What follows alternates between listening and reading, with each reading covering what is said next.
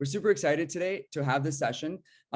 We have on fantastic panelists. We've got on Jake, who's a tremendous resource from the Wharton School, on as well. And today's session will really cover, the overview and really go into all the details around, career progression in some of these careers and a lot of the careers that everyone in the audience is going into, the impact of the MBA as it relates to the overall career progression, as well as specifics around, a lot of our people in the audience are, gunning to sort of apply to a top MBA school. And so we'll hear perspectives from our esteemed panelists on sort of what is their mindset around some of these questions, as well as their own process and tips and advice they have for the next generation of, of professionals and investors and so on. So let's sort of jump in.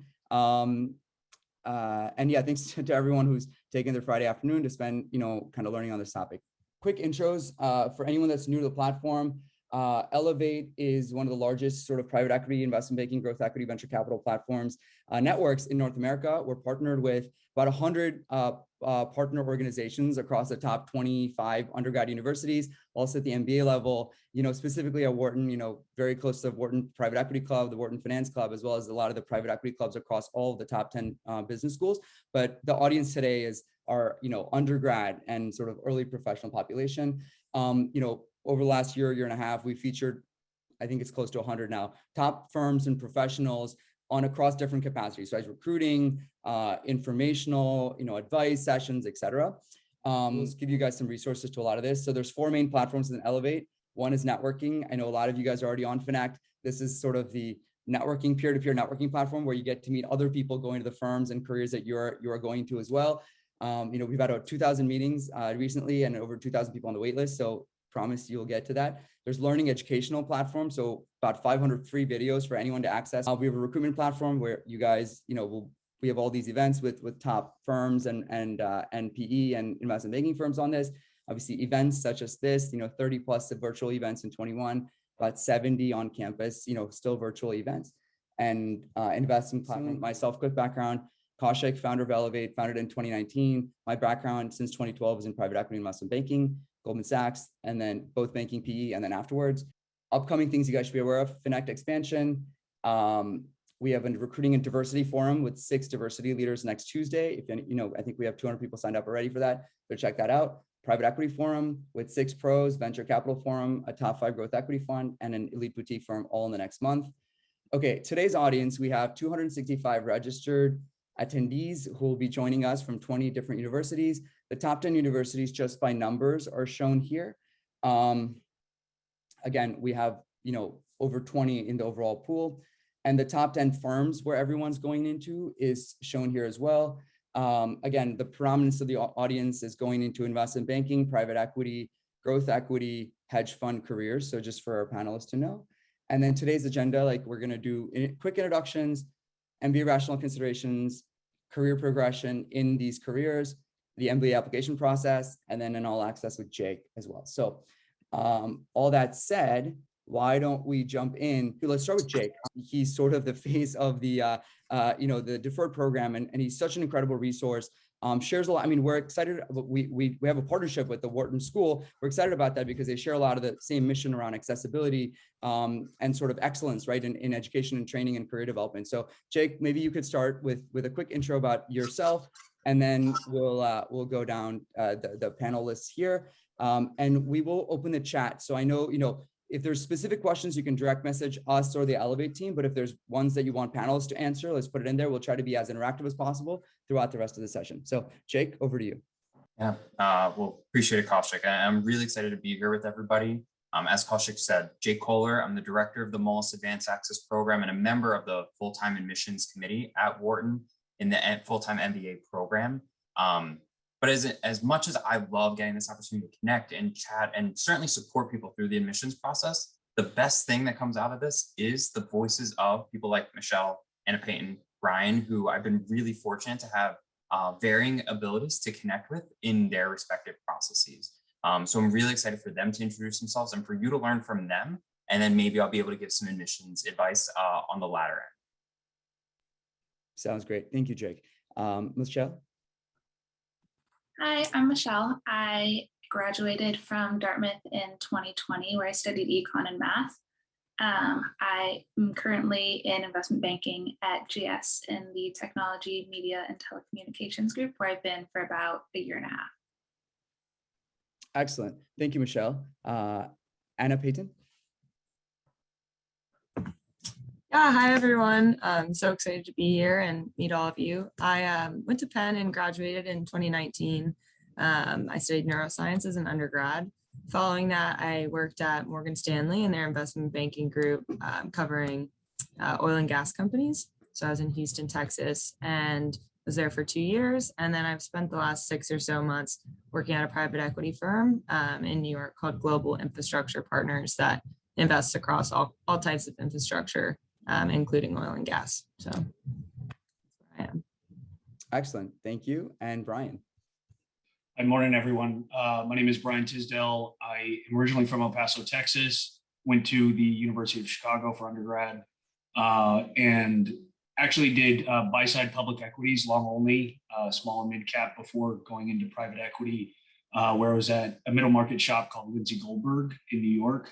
And I am now at Wharton and enjoying it and having a great time. I hope to be as candid as possible going forward. Excellent. Thank you guys so much. We have a lot to cover today. And so, I appreciate the amazing perspectives. And these are, for all the audience who are sort of, incoming bankers, current bankers, whatever it is, these are excellent role models, right? In terms of, not just achieving success, but also giving back to the next generation and sort of helping them go through this process. So let's start with the topic du jour. So what is the motivation kind of thought process that each of you had, right? As you thought about the MBA, and just for background, Michelle, you and Anna, Peyton can describe your deferred process, and Bryan, you can defer sort of a reference your traditional MBA process. Basically, what's the main motivations for you to have gone through that processes as you saw your career ahead in the specific careers that you're interested in? Anna, Peyton, do you want to start?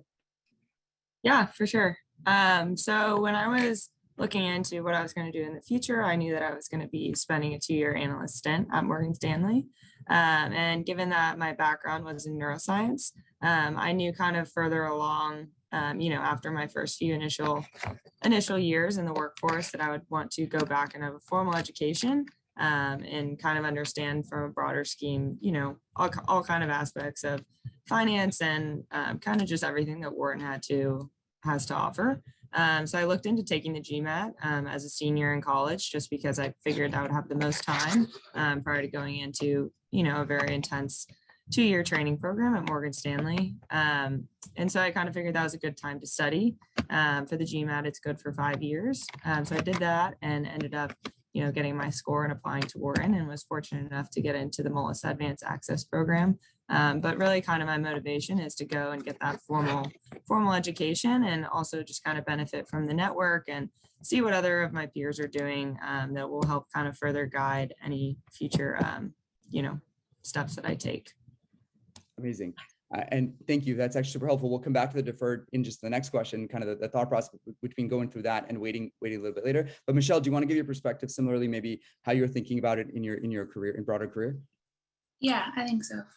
I guess for me, I think the biggest thing was, I think all throughout my life, I've had sort of a champagne problem of being interested in too much, if you will. So I knew I was going to be going into banking after graduation. I knew I was going to be spending 2 years at GS, but had no idea really whether I would want to stay there, whether I'd want to experience something else. And I've also always been someone who learns about myself best by doing. So for example, I did a sophomore summer internship in sales and trading, and only through that internship did I realize maybe that's not the best career fit for me. So I wanted to have those actual tangible experiences to figure out what it was out of my vast array of interests that I actually wanted to pursue. And I think that an MBA would definitely allow me to do that.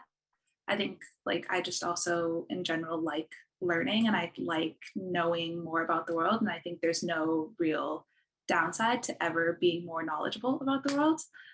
So I'd say that's another thing. And I guess one last piece, this is more so being almost 2 years out of college now than something that I knew when I was applying. But I think that just people talk so much about the network. But I think that one thing that people don't really talk about as much is just you will have opportunities to meet a lot of people as you graduate. But for me, at least, I found that a lot of my circles become very finance or consulting heavy. And I think that going to business school really broadens those horizons, allows you to meet people that you maybe wouldn't have necessarily met through work or like through friends from school or friends from home or whatnot.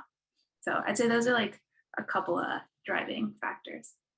Excellent. I mean, I couldn't emphasize the network point any more than that, because you are right. As you go start your career, it does narrow down a lot. And then the world is a lot bigger than sort of some of the bubbles that we operate in, right? So I think that's a really, really good point. Bryan, how about yourself? So you obviously, went through the traditional path, MBA route. You got private equity experience and then et cetera. So what some of the motivations of going back to business school? Yeah, I think, well, I just realized I'm the older panelist here, but I think similar to everyone in the audience, I've been thinking about business school since undergrad. So I always had it in my mind that I would pursue that. I think part of it was kind of the formal education. I was at a liberal arts school, and I thought it was incredibly important to kind of get that, round out your understanding. I think you get a lot of it in the private equity industry and the industries that you all are going into. But certainly you don't get kind of the, I guess, formulas, and I don't mean actual number formulas, but kind of the frameworks and ways to think about things that you never really kind of get taught in a formal way in some of your training programs. But so that was part of it. The other big thing that I would say is, for me, it was a decision point, and a big one where you can reassess. Now, in all honesty, I'm going back to private equity, so it wasn't that big of a decision point in some ways, but I think for a lot of people, it really does give some opportunity to think about, what are you going to do with your life? Because what I've seen out of the vast majority of my friends is you're very excited the first job you get, the second job you get, you're in that private equity role, and then you're 4 years down and everyone starts to reevaluate their lives, and they're like, what am I doing? And it's a really nice kind of jumping off point to really take some time to think about that. And if you decide to start a company, it's a great place to do it. If you don't, it at least gets you, it helps you think through that process that you can start a company in 10 years if that's really your goal. And I think it's just a really nice way to kind of round out not only your network. I'm going to be moving to Dallas, doing private equity down there, going back to Texas. I'm happy about that, but it's, I wouldn't have the network that, if I moved there without the business school environment. And I think, I hate to say it's always the network, but it's incredibly important. And I don't think anyone should kind of shy away from that view. The point around entrepreneurship is also, I know we get so carried away in our, day-to-days of like private equity or growth equity or et cetera. I think I would say when I look at Elevate and kind of the broader private equity and investment banking analyst associate population, 30 to 40% of them go on and start their own enterprises, right, in the next 4 to 5 years. So that sense, and I was looking at the Wharton's list of startups, and it's pretty incredible how, with the types of startups and everything that come out of there. But exactly to Bryan's point, the eclectic nature of the people that you meet, as well as the ideas you get, as well as in your own career path, it's sort of getting you off on the right, on that path is another huge advantage. One question I guess I had for Michelle and Peyton, sort of why did you go down the deferred path versus sort of waiting, a couple years to sort of maybe have more clarity on what you want to do in your career? Obviously, to me, it's option value, which is incredible. So maybe you can give people a little bit of insight, around the timing around you guys going down the deferred path and some of the benefits of that. I can start. So for me, it was more so, I didn't understand, or I guess I didn't have a great grasp on how many deferred programs there are in the country. And I had heard about the Wharton Moelis program, and I thought it was just incredible. Like what an amazing opportunity to have. So for me, just knowing as a senior in college that I definitely wanted to go back to business school, and I would be taking the GMAT, might as well use, take my reach and use the timeline for the Moelis application to kind of structure my GMAT studying and when the test needed to be done. And then I was fortunate enough to get into the program. But I think for me, applying to the deferred admission versus, just a normal admission path, I don't know that there was too much more of a thought process other than just, if I could get in and lock it in, I know that Warren would be my number one choice. And there's this amazing opportunity in front of me. So might as well try it and see if it works out. And if it doesn't, I'll just go down the traditional path. So I'm very, very lucky and very excited to be a Moelis fellow. Excellent. Michelle, yourself, I think you had sort of said earlier in your answer, it was kind of more on the optionality front, right? Just so you had a little bit of time kind of figure out what you want to do, but maybe give people a little more insight into your thought process on going on the deferred path. Yeah, I think there really is no downside to going down the deferred path. You aren't tied to like a specific area of study. You're not tied to whatever you write about in your like application essays. So I really do think that there is no downside and only upside to it. I mean, like I could be, even 2 years from now, I could be totally different from who I was when I was a senior in college writing these essays. So I knew that a place like Wharton would have what I was looking for, regardless of what it is or where I was when I actually decided to matriculate. So I felt very comfortable, applying and then ultimately committing to the program. But I think that just knowing that they're really like, you do not lose anything from applying to a program like this. Again, it does give you a lot of optionality, not only once you're in the program, but even once you are accepted and know where you are going to be heading in a couple of years. It gives you that optionality even before you go to business school. And I think that is a really special thing that I was definitely looking for. And then I would also just say that I applied during senior spring. So I had plenty of time to take the GMAT, to write my essays and all of that. And while you are in the school mindset, a testing mindset, I think it is a lot easier, at least from what I can imagine. So Michelle, it's the funny thing, there's two things that I'll say kind of having seen 4 or 5 classes of this.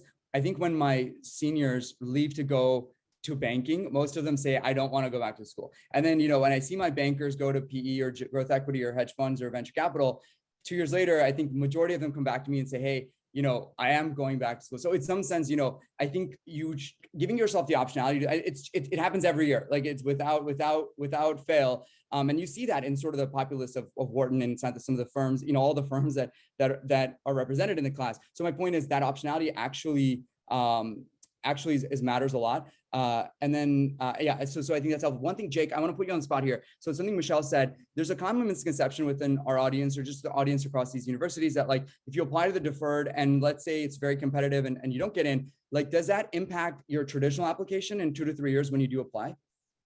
Absolutely not. The way you said it, Michelle, I thought was absolutely spot on. There is no downside. And in fact, if it's the situation where you don't get admitted to the program and you reapply later, it's indirectly only advantageous. You have gone through the process before. Our admissions committee is not going to see any negativity towards a reapplicant. We actually are actively looking for individuals who applied as a college student through the Moelis Advance Access Program and seen how much you've grown in that period. And all of that is only advantageous. It's more information, it's more context. And we're seeing a lot of success in that space. Yep, that's super helpful. I think it's helpful to clarify because I think that is one of the misconceptions. I want to kind of go to another related topic here, sort of career progression in these careers. It's very related to the question, the topics we're talking about. Bryan, maybe I'll start with you on this one. You come from private equity, right? Great place, Lindsay Goldberg, and then you kind of went through the MBA now. So how did you see the MBA as it relates to the private equity career progression? Obviously, you talked about the optionality, but what do you see in the private equity industry now? Yeah, I think, really the way that I approached it, I'm a little different than I would say the majority of people that are going back to private equity. Everyone wants to be in New York and San Francisco, which is totally fair. I had a mind to get back to Texas. Part of that is COVID, part of that is taxes, part of that is all kinds of stuff, but I would say, I think what's becoming more and more relevant to me, and I think the audience is all in the stage of their career where you want to have the big name on your resume, and that's wonderful and that's great. But I thought private equity is a very competitive place as far as returns and being at a fund where you can actually see those outsized returns. And I think the way that I approached things was really looking at places where there was opportunity for me to move up quickly. And I'm in a place that I hope that will be, what happens. It's a good way to kind of frame, once you're in business school, look, this is the rest of your life. How are you going to, pursue the goals that you have for yourself? And sometimes that means going away from kind of how you thought about career progression and names of businesses prior to business school. Yeah. Hopefully that made sense. That's a great answer. No, I think that's a really good answer, because business school is the middle of your like early mid-career, where you can kind of take that into a new direction. And then like the brand, right, that you have from a Wharton, et cetera, will carry through whatever you do. But, you sort of, if you go to a large cap fund, which is great, but make sure that's the right fit for you, right? And then you have kind of the chance to succeed over the long term there. I 100% agree with that. And Peyton, I want to jump to you a little bit. You're sort of in the interim step, right? You kind of have done banking, now you're in private equity. How do you see the career progression, right, for associates in private equity? Sort of, how's the MBA viewed in that, but also more broadly, right? What does that trajectory look like from associate all the way to partner in your mind? Yeah, I think it kind of depends firm to firm. How I've seen it kind of at a mega fund like this is if you come in as an associate, that's great. They want you to get, as much experience as you can. And after about 2.5 years, you are eligible to be promoted to a senior associate. And then however much longer after that, you can be promoted to VP and above. And I think kind of at the earlier stages, at least from what I've gathered, is they really value kind of commitment to the firm and being here and kind of, putting forth your time and just kind of working through different opportunities and managing the portfolio. But I think kind of moving past that, once you are eligible to be moving up to VP or principal or partner, I look at all of our partners and our principals, and they all went to business school. So I think kind of on the earlier stages, I think at least from what I've seen from my peers, I don't know if kind of the MBA is front of mind. But when I'm thinking about my progression in the future, I think having that basis and knowledge from an MBA program and just kind of the broader perspective, it's not going to hurt you. I think it only makes you a stronger candidate. It only makes you more apt to serve on a board one day. It just kind of gives you a broader perspective, I think, of a lot of things versus just staying and kind of head down and trying to make it up that way. So I think there's certainly different approaches to it. But for me, it's definitely, I'll do my time here and I'll go to business school. And if I so desire to come back, it'll only help me that I have an MBA and I'll only have a better perspective across different industries that we look at and different companies. And it'll just prepare me better for those higher up roles that I'm hoping to achieve in my future. Yeah. And we touched briefly, great answers, Anna Peyton. I think we've touched briefly on the network piece.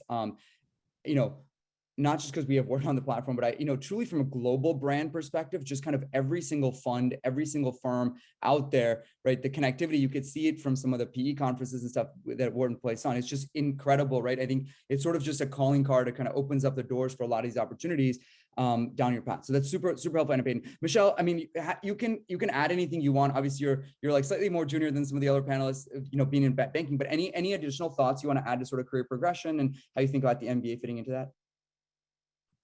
Yeah, I think like from a banking perspective, I think most people will probably say that it's not like absolutely critical to have. But again, I think it's one thing that you're never going to be less employable because you have an MBA. In the grand scheme of things, it's also 2 years in like your many years long career, which is like just half the time that you're in college or half the time that you're in high school even. So I think that there is only upside to having that additional level of education. And I also think that just like going along your point of the network, I've seen even just in banking, so many of the senior folks that I work with be able to make connections with either just like startups or like tech companies or like new clients because they have these connections from business school. So I think that the network piece is important, even if it's not something that's like explicitly there.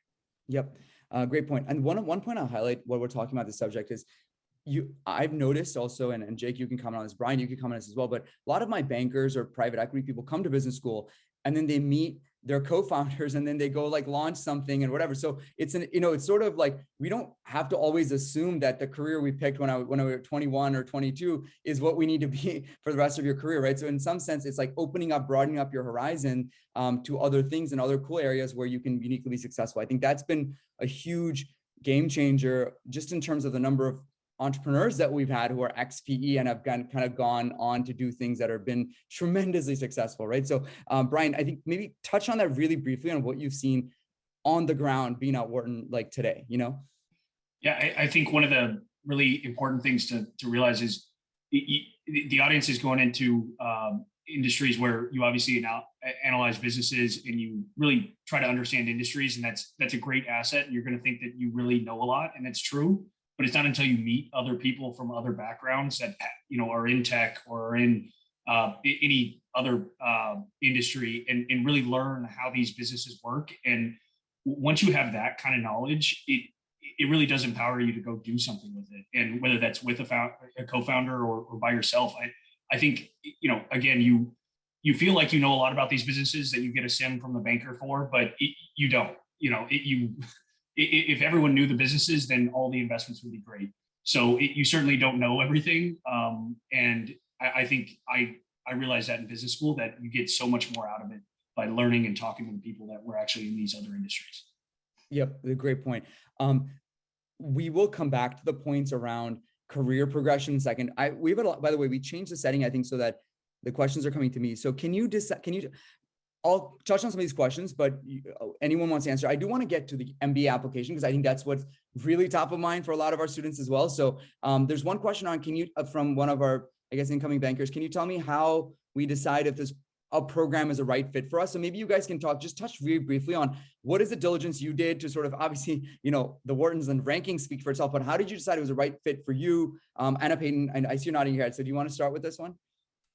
Yeah, for sure. In my undergrad time at Penn, I studied neuroscience, and I did a few labs and, extracurricular things to just kind of understand the space a little more and just get a greater insight into what I was studying. But where I gathered the most knowledge and was the most thought-provoking thing I did is I did a few studies with the Wharton Neuroscience Initiative, which kind of it's a center at Wharton that kind of combines, how we think about neuroscience and different thoughts in your brain and how that can be connected to business.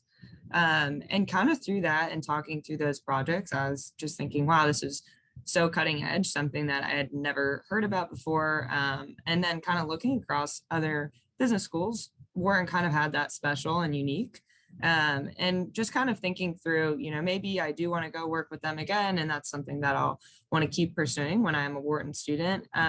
But aside from that, just kind of thinking, wow, like that we're really cutting edge and, thinking of things that are outside the box that, a lot of other schools aren't necessarily thinking about or at least publishing about yet.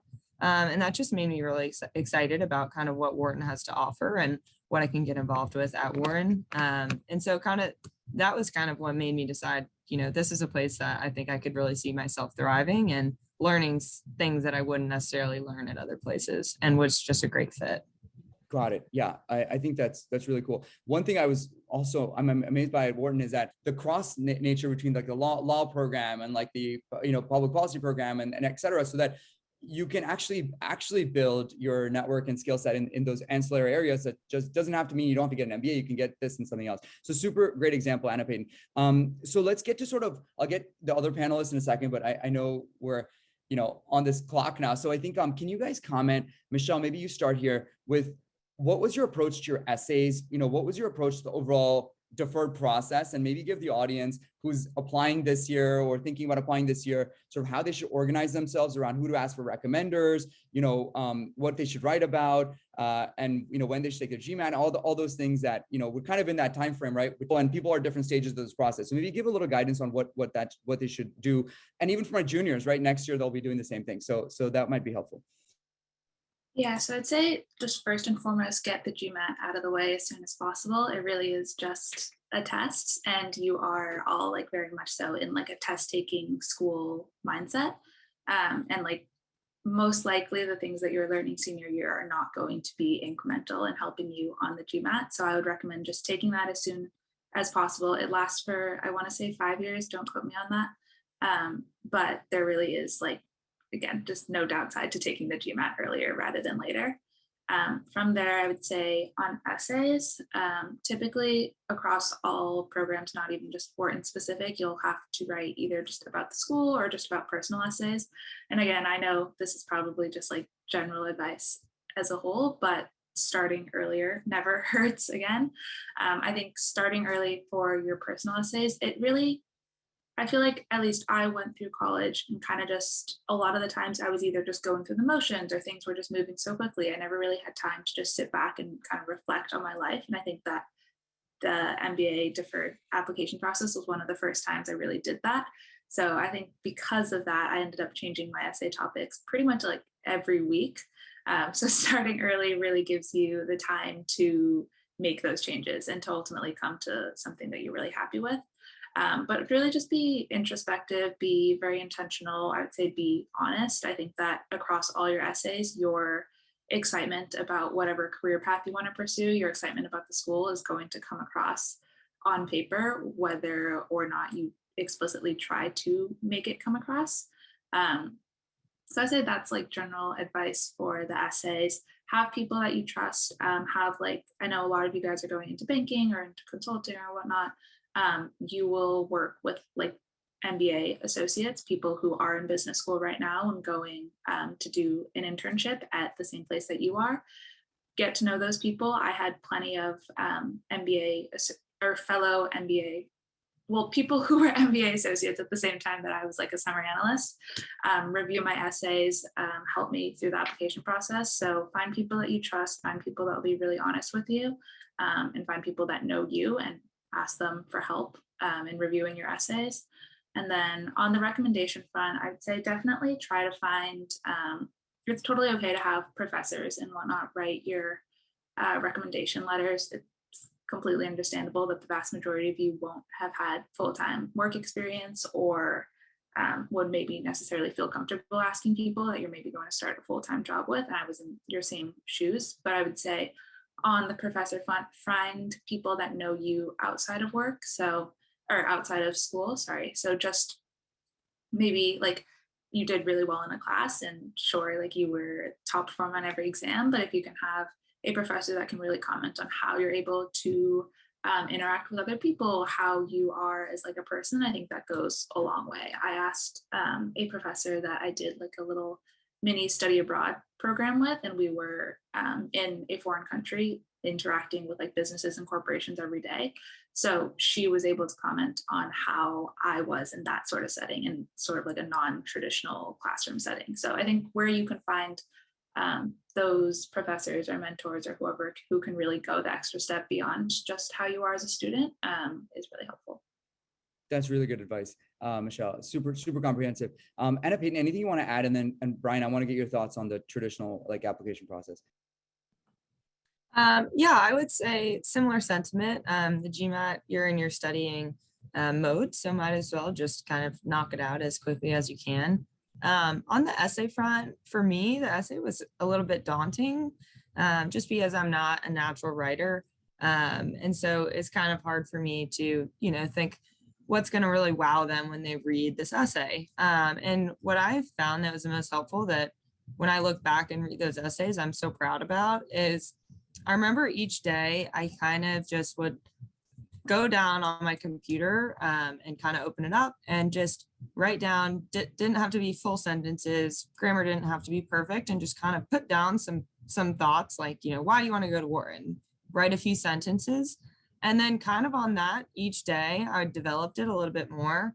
And you kind of can make the sentences creative and everything, but that way your actual genuine thoughts, I think those are the building blocks of your essay. And then you can make the essay as, amazing as you think, or amazing as you can. But for me, it was more just so getting my genuine thoughts down in a way that was succinct, and it was not so I got to sit down and sit here for 5 hours and write this essay. Just 30 minutes here and there. I think that'll go a long way and will make for an essay that doesn't feel like you're trying to wow the reader. It's more your genuine thoughts on why you want to go to the school. And I think honestly, those are the best essays I've ever written, are the two that I sent to Wharton. And I think that was a great approach. So something that worked for me.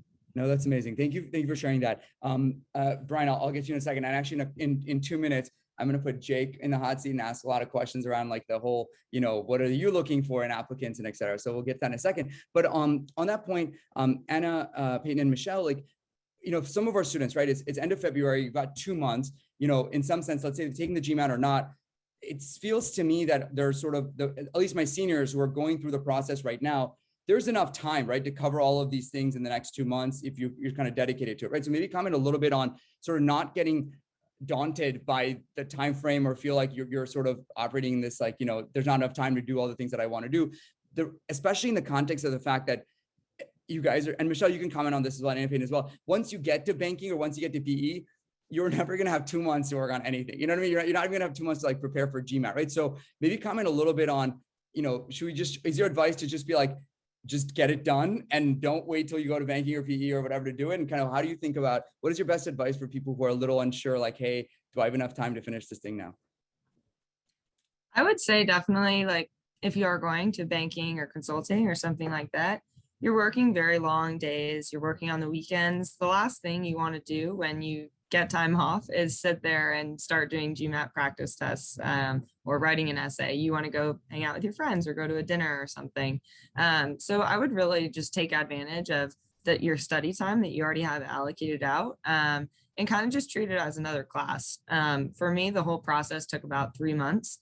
And even in those 3 months, I think I took 3 weeks between my GMATs that I took, and I just took them completely off. So you can definitely do it within 2 months. And like I said, there was never a time that I was so stressed out, just do it in increments. So like each day I just kind of parsed out how many questions I needed to do, almost like it was an assignment for studying for the GMAT. And then for the essays, like I said, you just spend 30 minutes a day for, a week. And by the end of the week, you'll have these amazing essays that'll really reflect how you're thinking. So I would just say, like, you have the most time that you will have in your next 2 years, and you're already in that study mode, as Michelle said. So it's not as daunting as it feels if you just think about it as another class.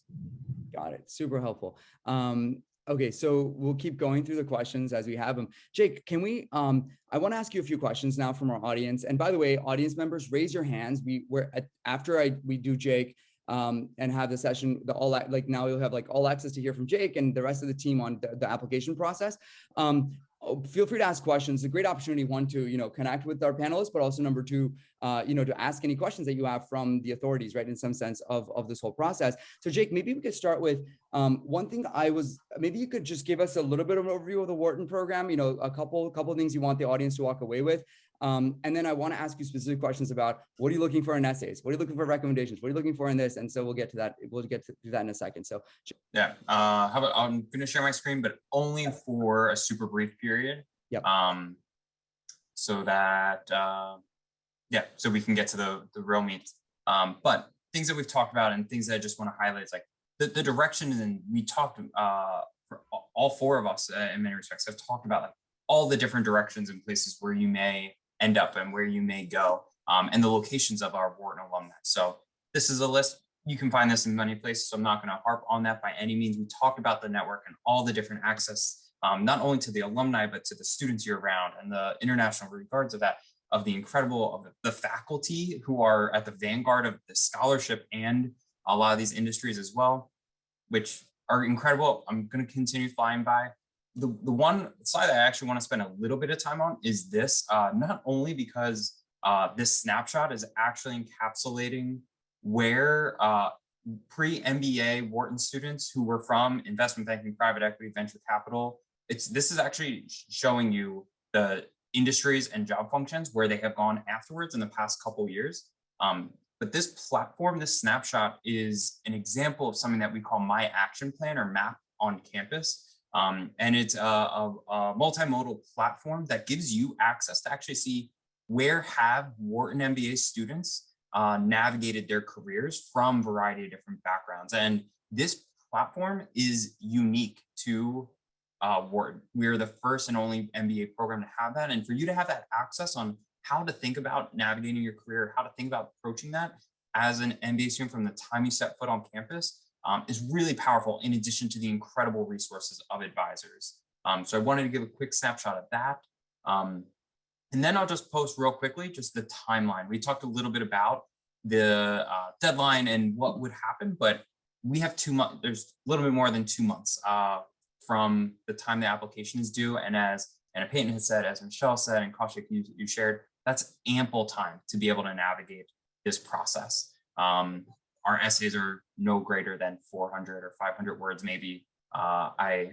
I know I've been around college long enough, was a college student 10 years ago, and been around college students long enough to know that many essays, much longer than that, you wait until almost the last week or a couple days sometimes to do. These are simple, and what Anna Peyton said earlier about we're just looking for interest and honest candor. We'll get into that later, but 2 months is ample time to navigate this entire process. Even 1 month is, but 2 months certainly would do the trick. I'm just going to throw real quick on the screen what are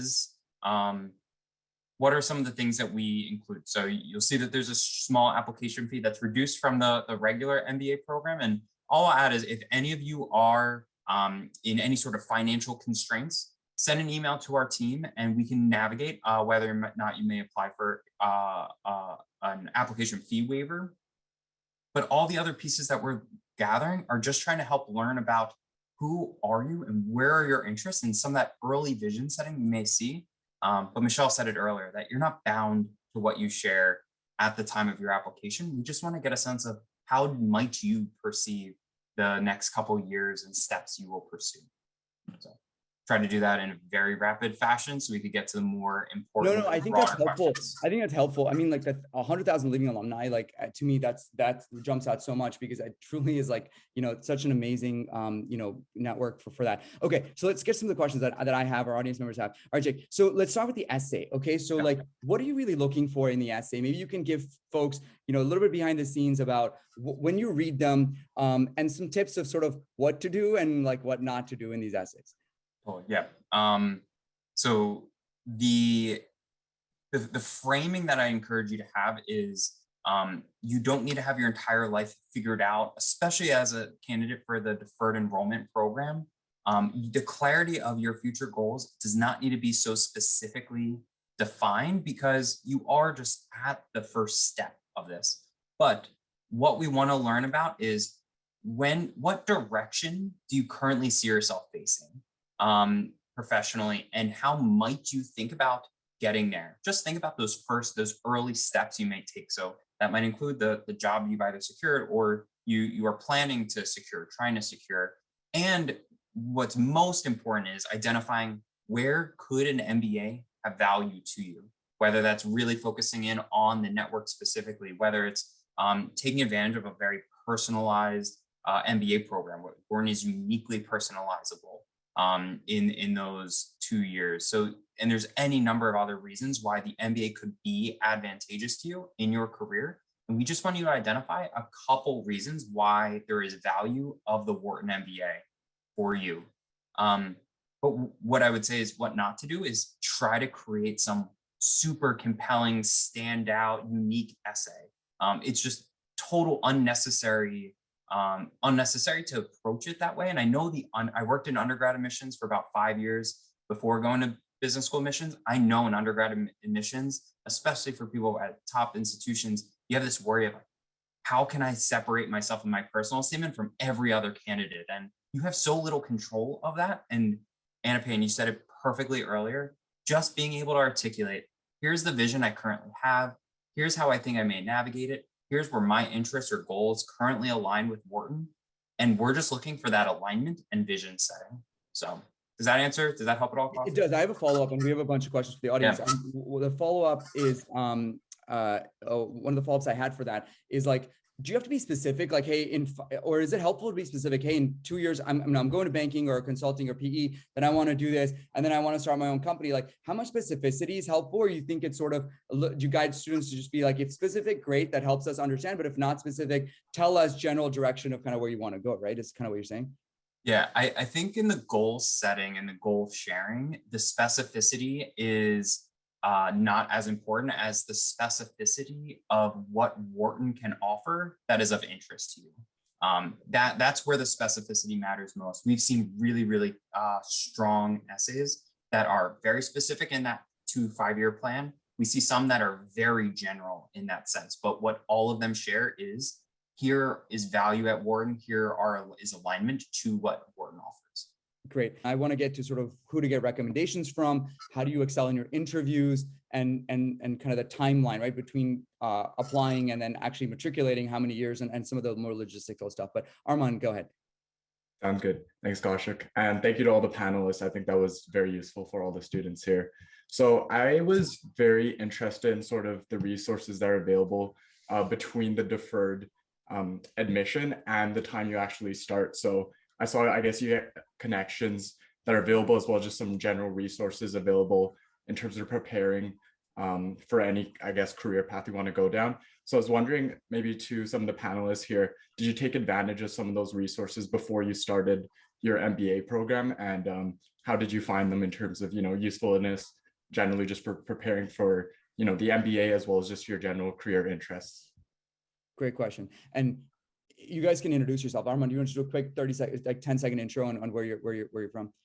Sounds good. Yeah, sorry. My name is Armand. I'm a second-year student at Queen's University doing commerce as well as computer science in Ontario, and just generally interested in investment banking as well as private equity careers. Okay, great. So Michelle, maybe we'll start with you here, sort of the resources, right? Abundance. And this is another kind of underrated part of the deferred program, right? Because if you're a deferred admin, you could sort of already take advantage of some of the resources that folks have.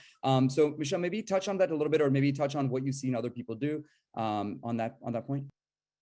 Yeah, I'd say the biggest is probably just like having the network and people there. I think there is like a Facebook group with all of us who have been admitted. So one underrated piece is just being able to connect with other people that have also been admitted under the deferred program. People are going through the same thing as you, people who are thinking through the same things that you are thinking through. I think also there is a mentorship program. So you do get paired with a Wharton alum who will be there to sort of answer any questions that you have. Either about just business school, career progression, whatever it is. And then I think just in general, there are like panels much like this one, or like webinars organized so that you are able to either just meet another member of the Wharton community, or just learn more about the school, about someone else's career progression. But yeah, I think there are a lot of resources that are available. I'll admit I'm still a little bit early in my deferment period too, so I'm sure there's more out there that I have not used yet or have not had a chance to get involved in yet. But that's just a little. No, that's great. That's great. Two things I'll add to this is, guys, just also think about, for my audience here, the incredible signaling effect that it could have in your career, right? Early in your career. Hey, I've been a deferred candidate into the top ranked business school or whatever, et cetera. So I think that's like an incredible signaling thing, right? In terms of how you think about it. Again, number one. And number two, you get kind of, you're part of the club, right? Sort of already, and you get access to these webinars, like these series with professors and all the alumni and all these things, that Wharton shares with the deferred audience. And I think that's another incredible advantage, in addition to the network that you decided to take advantage of on your own, right? So I think those are just some things that also maybe I'll add to that list. Okay, we'll keep going through this. Sahil.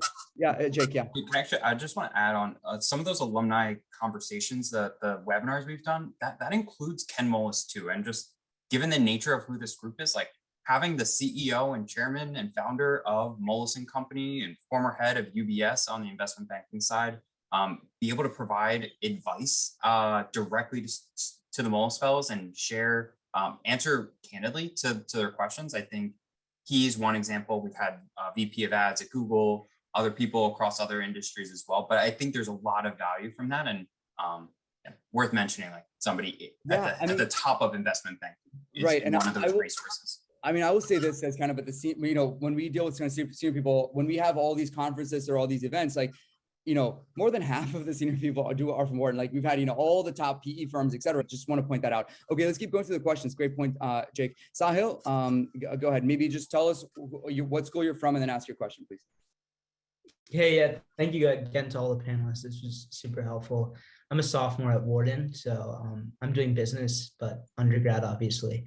And I was wondering, just a quick question for Bryan as well as Michelle is, for Bryan, how would you provide advice to someone that's looking at an MBA, how to maximize like the value of an MBA? And then for Michelle, like, do you have any general advice for undergrads who are maybe going through the recruiting process, how they think of recruiting for IB or PE in the context of going back to an MBA? So Bryan, maybe we start with you and then we'll go to Michelle. Yeah, quickly, I think, well, when it comes to maximizing value, it depends on what you value, right? But I think, you know, coming from your backgrounds, let's say you do want to continue down the private equity path like I did.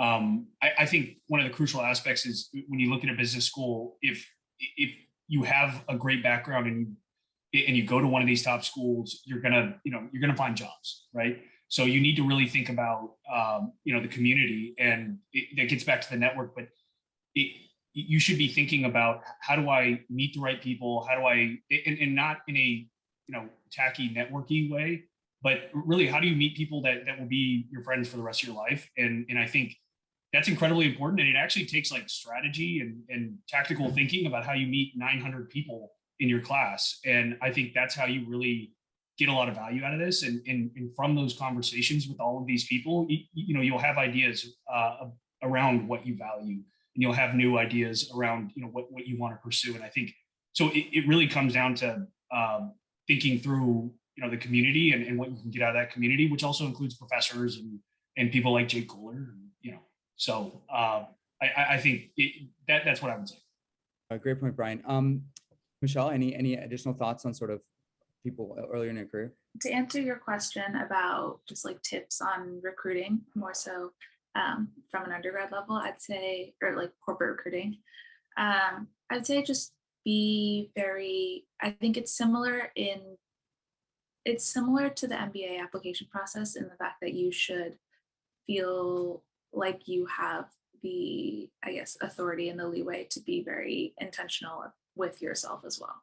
I think you owe it to yourself to think about why I want to do this. What do I think I'll get out of this? So I'd say really take the time to think about what past experiences have taught you about what it is that you like, what it is that you don't like, and how that is going to translate into something that could be your first job after graduation. So that's great. That is great advice. Kind of, why are you here? Why are you talking to us? You know, why you, right? So sort of those are three questions that we want to get on the other side. Couple random questions. I do want to get to the recommendation point. And by the way, one of the questions from one of our students at Penn, do you guys prefer the GMAT or the GRE, or is there no difference? There is absolutely no difference. There's no difference. Okay, great. For recommenders, is there a preference or a thought behind professors versus prior employers, or again, no difference, and sort of pick the person that could write well for you? Yeah, it's mostly what you just shared. My recommendation in the deferred enrollment program, there's far greater number of individuals who can be good letters or recommenders. Faculty can be great. Any campus administrator, advisor, coach, mentor can be great.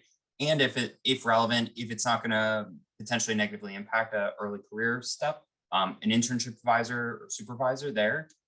And what I would just recommend is, even if it can be any permutation of those at Wharton. Some schools are more specific and encourage variation. So be mindful school to school. We don't have the preference. What I would just encourage is try to have people who are not going to share 100% the same things. So there's probably going to be about 20% overlap, maybe in the projects or in the responsibilities or the characterizations that they may give specifically.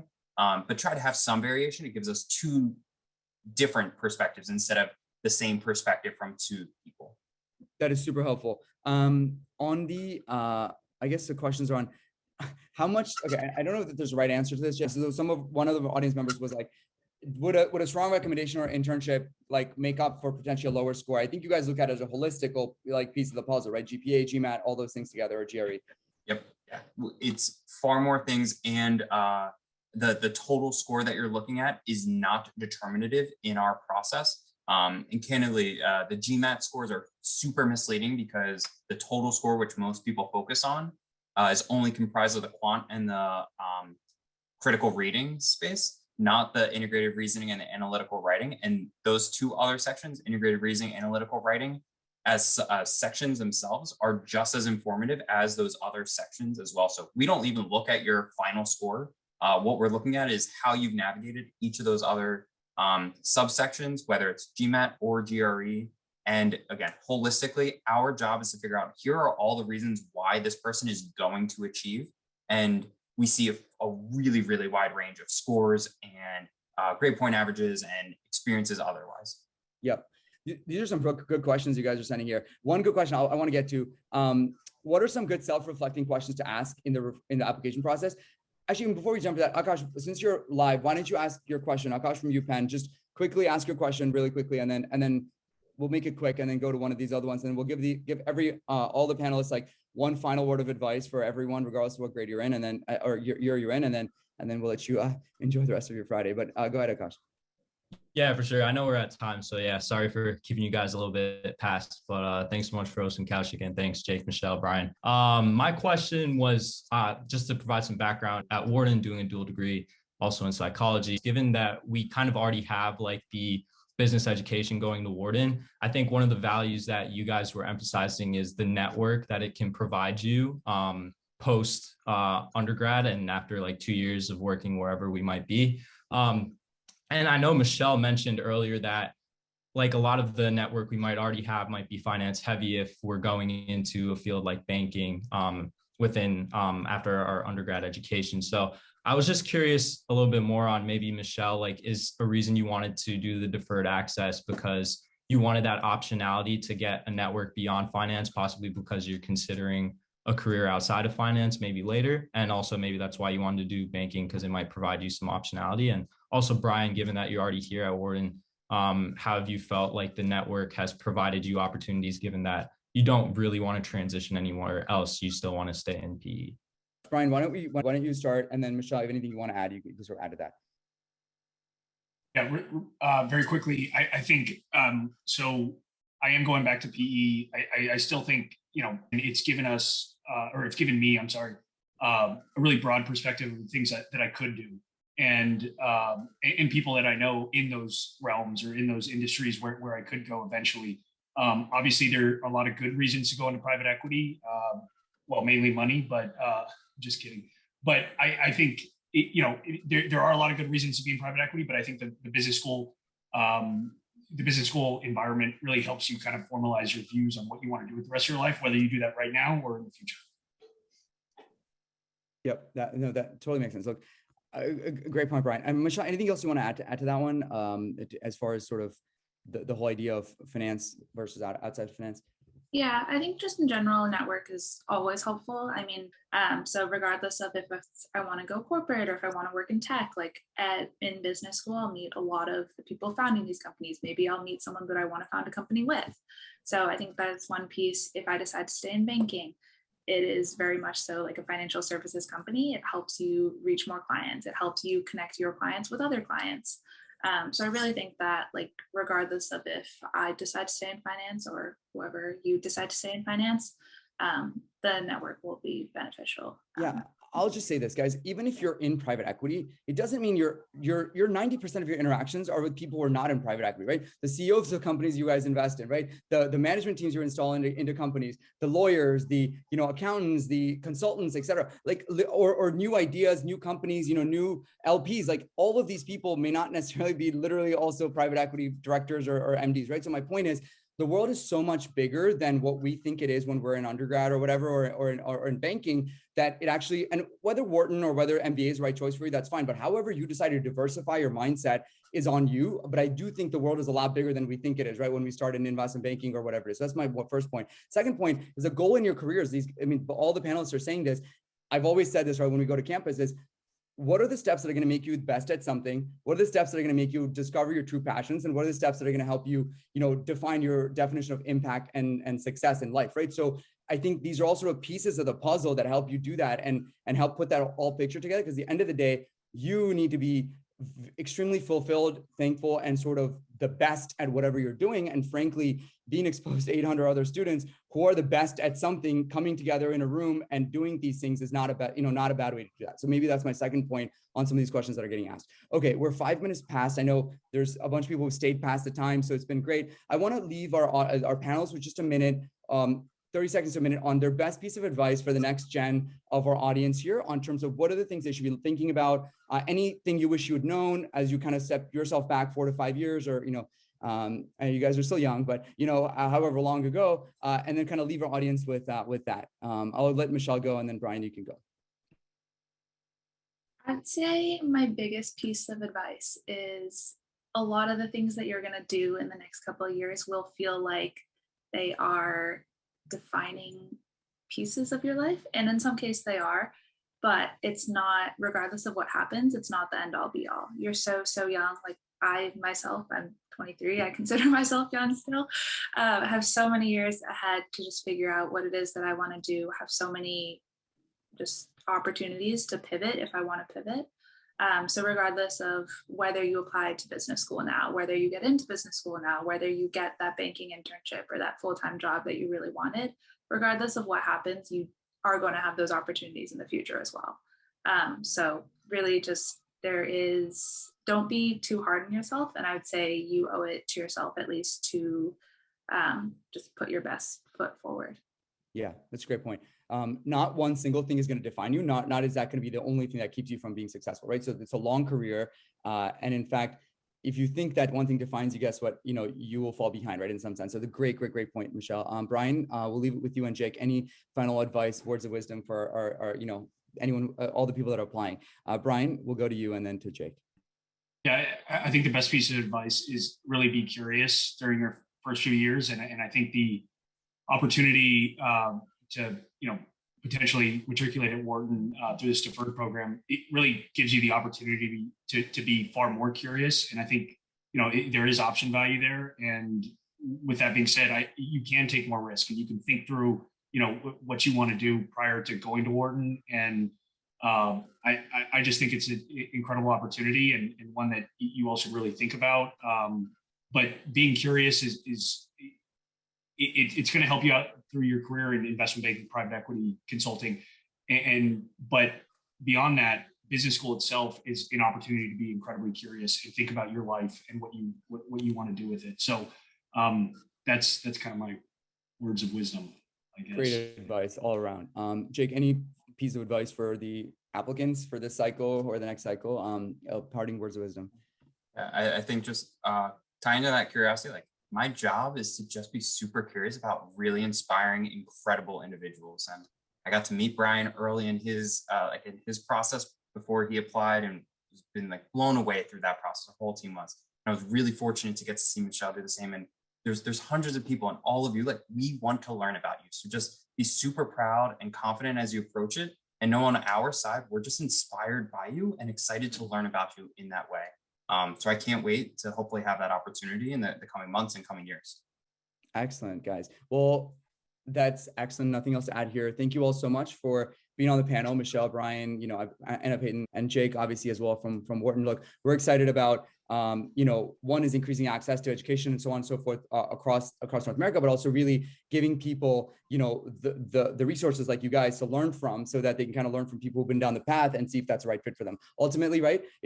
You need to do your own diligence, figure all these pieces together, how it's the right fit for you.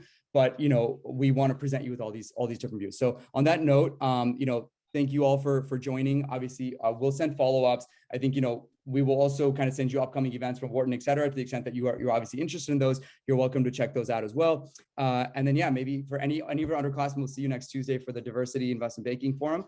And for others, we'll see you on Finect and the other stuff, and look forward to kind of having other sessions with Wharton for other audiences as well. But on that note, thanks to everyone who joined today, and thanks to the panelists for being part of this.